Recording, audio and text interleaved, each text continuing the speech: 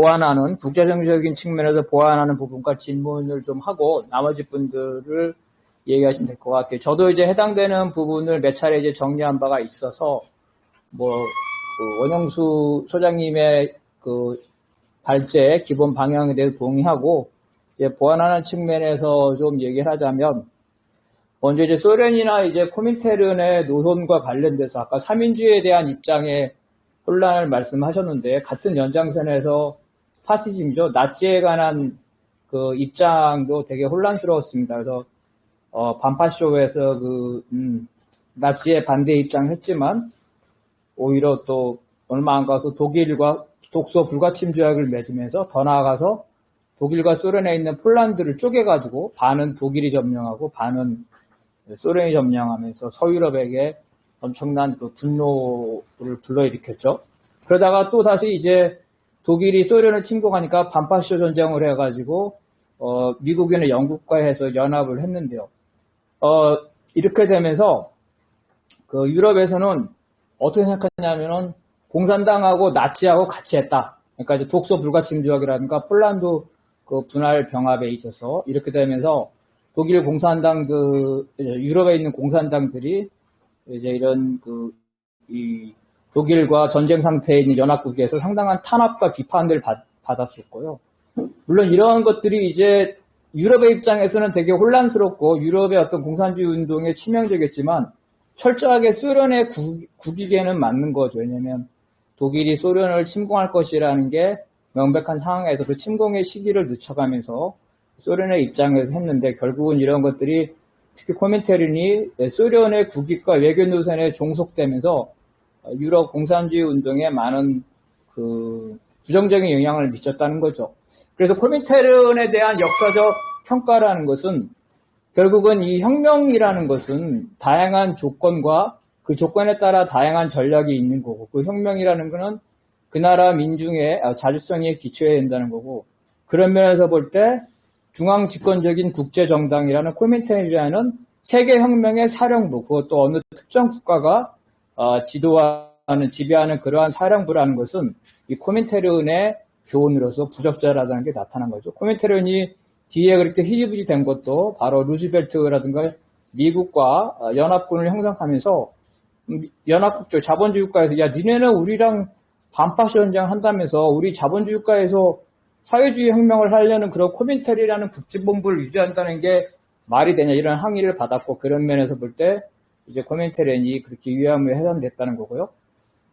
그러면서 이제 2차 대전 이후에 비록 이러한 특정 국가가 지도하는 사령부라는 게 부적당하다라는 게 일반적인 합의였지만 잠깐 이제 정보 차원 분야를 자꾸 말한 코민포른이 있었고 그러다 1956년, 57년 이런 성에서 이제 아까 세계 공산당 노동당 대회가 있었지만 이것도 이제 분열하는 것도 1956년에 후르시초프가 스탈린 노선을 비판하면서 첫 번째는 국내적으로는 PT 독재가 끝났다.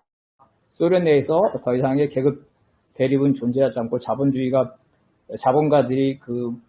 사라졌기 때문에 이제 사회주의 민주주의를 해야 된다. 그래서 플래트 독재가 아니라 사회주의 민주주의고 바로 이것은 1인 지배를 해서는 안 된다 이러면서 이러한 1인 지배를 하는 중국의 모택동이라든가 조선의 김일성 등 이런 나라에 대해서 바로 이런 스탈린 체제의 청산을 요구를 했고요. 첫 번째는.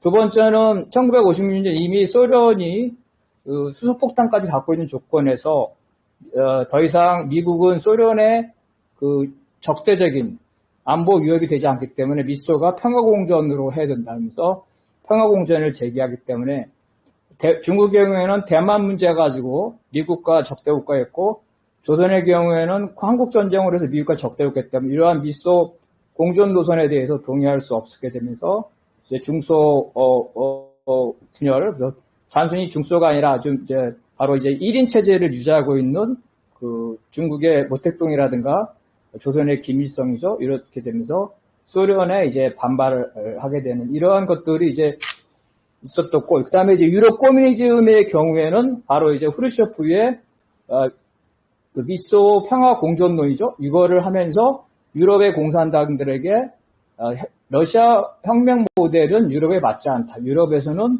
러시아와 달리 국가를 통한, 의회를 통한 혁명이 가능하고, 그것은 바로 자본주의 전체를 적으로 삼는 것이 아니라 독점 자본만이 적이기 때문에 자본주의 사회에서 서유럽에서 발전된 자본주의가에서는 모든 자본가 계급이 아니라 독점 계급이 지배 계급이고, 나머지 일반 자본주의가라든가 중간 계급은 이 독점 자본에 예속돼서 자주성을 상실하고 있기 때문에 이 독점 자본을 타도하면은 사회혁명을 갈 수 있다. 그러면서 독점 자본에 대항하는 계급연합을 해야 되고, 그러한 것들은 연립정부로 나아가야 되고, 그래서 공산당과 삼인주의 당이 연립정부로 집권할 수 있다는 거. 이런 것들이 가능했던 얘기는 바로 이제 공산당과 삼인당이라는 부분은 대땅트죠.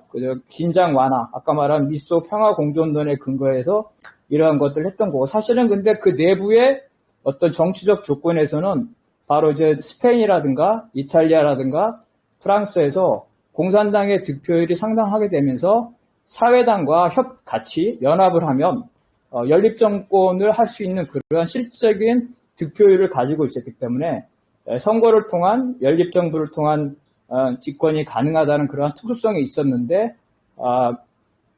소련의 그 아프가니스탄 침공이라든가 이런 걸 통해서 대땅트 미소 냉전으로 돌아가고, 그 다음에 이제 아까 말한 세계 주요 나라들에서 이런 공산당의 득표율이 떨어지면서 연립정부가 불가능한, 그러니까 3인당과 연립을 하더라도 그것이 불가능한 정도의 득표율이 하락이 되면서 유럽 커뮤니즘이 이제 후퇴하게 되면서, 유럽 커뮤니즘은 전반적으로 보면은 그 공산당이 어떤 노선을 완화하자는 그러한 전술적인 것이 사실 이제 전략적이 아니었기 때문에 유럽 커뮤니즘이 이제 그 이후에 그 점차 사라지게 되는 그런 형태가 되다가 결국은 소련이 붕괴하고 이 중국이 자본주의를 도입함으로써 유럽뿐만 아니라 일반적으로 볼 때 발전된 자본주의가에서는 현실 사회주의, 즉 소련은 실패했다. 이 현실 사회주의가 실패했다는 어떤 대중적 인식이라는 거는 있었고, 바로 이제 그 기존의 공산당들도 이러한 부분에서 받아들이지 못하며 이제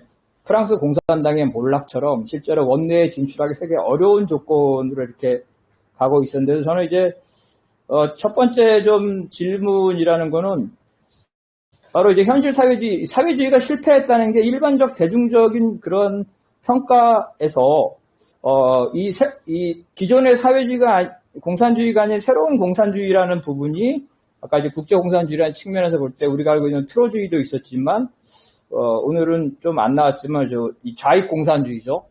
좌익공산주의라는 이제 평의주의, 이런 좌익공산주의도 있었고, 기존 공산당의 이제 노선전열이라는 거, 바로 저는 대표적인 게 바로 그리스 공산당인 거고, 이제, 자본주의 국가에서 원내 정당으로서 자기 어떤 원내의 기득권을 유지하면서도 공산주의 노선을 가져가야 되는 이러한 어려운 조건에서 나온 이론이 이제 제국주의 피라미드 이론이라는 거죠. 그래서 중국도 제국주의고, 러시아도 전국주의고, 심지어 한국도 제국주의라는 제국주의 피라미드 이런 것들을 가져오게 됐는데, 첫 번째 질문은 이제 안 나왔지만 간단하게라도 이제 자익공산주의들이 과거에 어떤 그 트로주의나 아니면 기존 공산당이 됐을 때 과거에 어떤 영향력이 있는지, 아니면은 기존 현실 사회주의에 대한 인기가 없는 조건에서 어떤 이 자익공산주의자들이 오늘날 어떤 정치 조직으로서 그 실체를 가지고 있는지가 이게 첫 번째 질문이고요. 두 번째 질문은 결국은 이제 그 러시아식의 그 혁명 모델과 유럽의 혁명 모델이 사실 서로가 정통이라고 비난을 해왔는데요. 카우츠키와 레닌의 어떤 논쟁에서 부딪히는데, 근데 결국은 이제 그 트로츠키 시대 이후에도 소련에서 인정을 한 것 같아요. 결국은 유럽은 유럽 모델이고 러시아는 러시아 모델이기 때문에 어느 일방을 강요할 수 없다는 거. 더군다나 이제 코민테른 시대기에서 제3세계 모델들까지 나오면서 어떤 혁명이라는 거는 이 나라마다 어떤 조건이 다르고 전략도 조금씩은 달라야 될 텐데, 그럼 아까 결론에서 약간 했지만 그래도 그냥 좀 간단히 얘기라도, 그러면 한국식의 우리가 생각할 수 있는 어떤 공산주의 모델이라는 거는 어떤 것들, 이 세상을 바꾼다는 걸 우리가 계속 가져가야 되기 때문에 그런 것들이 유럽 모델이라든가 러시아 모델이라든가 제3세계 모델과 관련돼서 뭐 대략적인 뭐 간단한 거라도 아니면 느낌이라도 있었으면 그 말씀을 해주시면 좋을 것 같고요.